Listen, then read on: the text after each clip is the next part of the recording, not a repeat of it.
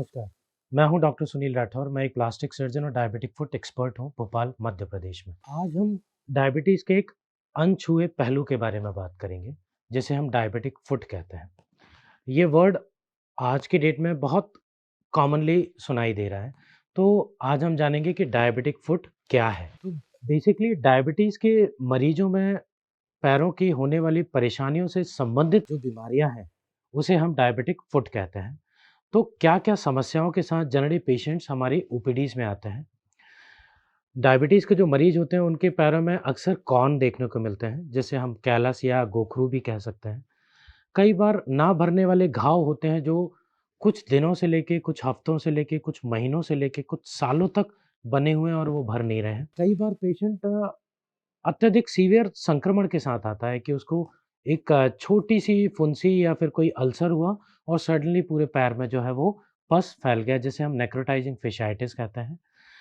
कई बार पेशेंट पैरों में गैंग्रीन यानी कि सड़न के साथ आता है और कई बार ऐसे पेशेंट्स आते हैं जिनके फाइनली हमको पैर काटने पड़ते हैं, जिसे हम लिम्ब एम्पुटेशन कहते हैं। एक छोटे से कॉर्न से लेके गैंग्रीन तक की जो पैरों की समस्या है, वो डायबिटीज़ वाले मरीजों में हो सकती है। तो आइए जानते हैं कि ये होता क्यों है? बेसिकली जिसकी भी डायबिटीज़ डायबिटीज़ जैसे कि आप जानते हैं कि शुगर की बीमारी है, शक्कर की मात्रा जो है, वो ब्लड में इंक्रीज़ हो जाती है। तो जिसकी भी डायबिटीज़ जो है, वो 5 साल की ड्यूरेशन को क्रॉस कर चुकी है। उसमें जो है 2 तरह की नसें इन्वॉल्व होना शुरू हो जाती हैं।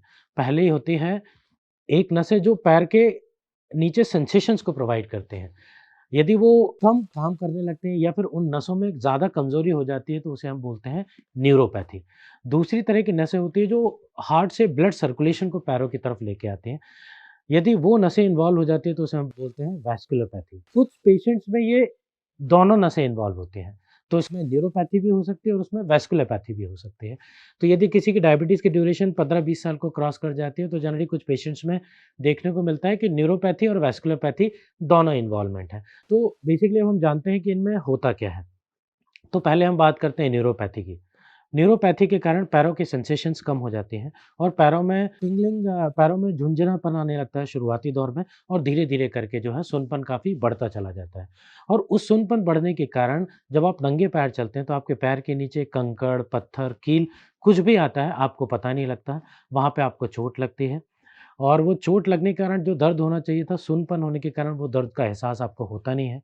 जब दर्द का एहसास नहीं होता तो वहाँ पे जो घाव है वो बना रहता है और कुछ दिनों बाद संक्रमण तेज़ जब हो जाता है तब आपको पता लगता है कि पैर में कोई घाव है। कई दिनों तक हो सकता है कि आप अनअवेयर ही रहें कि पैर में जो है कोई समस्या चल रही है। दूसरी हम बात करते हैं वैस्कुलोपैथी की। वैस्कुलोपैथी में क्या होता है कि नीचे का जो ब्लड सर्कुलेशन है वो कम हो जाता है। इन पेशेंट्स में जनरली पेन बहुत ज़्यादा होता है। तो नीचे का जो ब्लड का जब सर्कुलेशन कम हो जाता है, तो नीचे जब चोट लगती है और कोई घाव बनता है, तो सर्कुलेशन कम होने के कारण वो घाव भरने की गति जो है, वो बहुत स्लो होती है। या फिर धीरे-धीरे करके वो गैंग्रीन में कन्वर्ट हो जाता है।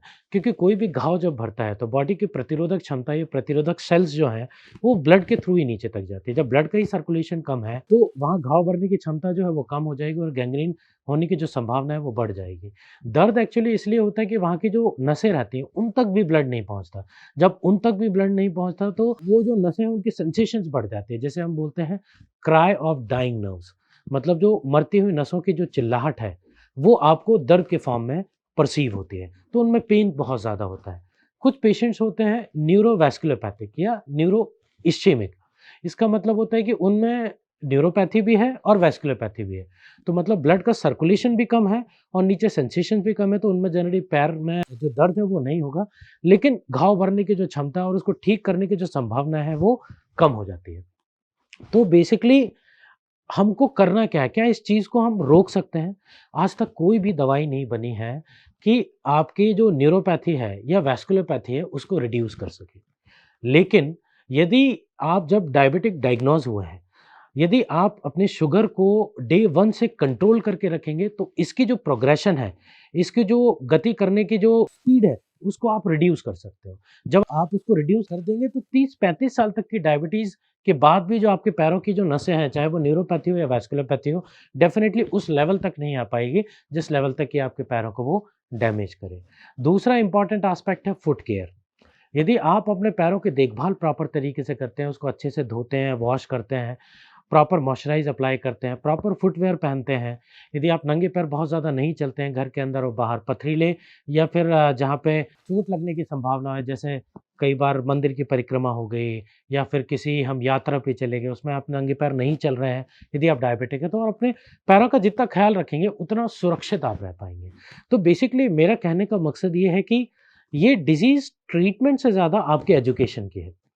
ये डिज़ीज़ है आपको एजुकेट करने की, सोसाइटी को एजुकेट करने की। आप यदि खुद सुरक्षित हैं और आप अपने पैरों का ख़्याल रखते हैं, तो आपके पैरों को कुछ नहीं होगा। यदि वहाँ पे घाव नहीं है, तो आपके पैर सुरक्षित हैं। आप इसको इस उदाहरण से भी समझ सकते हैं कि इंडियन कल्चर में पैरों का बहुत महत्व रखा गया है। कैसे कि कहते हैं ना कि कन्या के पैर पूजे जाते हैं और भरत ने चरण पादुकाएँ सर पर रख के राम राज्य चलाया था।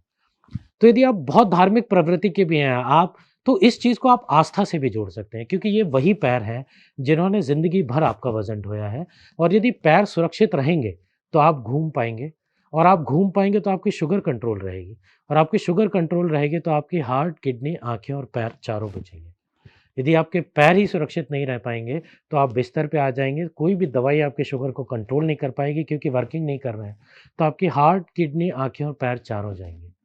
तो क्रक्स ऑफ द स्टोरी ये है कि पैर सबसे ज़्यादा महत्वपूर्ण है और शायद सबसे कम शिक्षा और सबसे कम एजुकेट हम उसी के लिए हैं। तो सबसे पहले आपको जो है पैर की सुरक्षा करना बहुत ज़रूरी है, यदि आप शुगर और बाकी ऑर्गन्स को बचाना चाहते हैं तो। तो ओवरऑल ग्रॉस मैनर में यदि मैं समराइज़ करना चाहूँ तो डायबिटीज़ की ड्यूरेशन यदि 5 साल से ज़्यादा है, तो आपको अपने पैरों के प्रति अवेयर होने की बहुत ज़्यादा ज़रूरत है।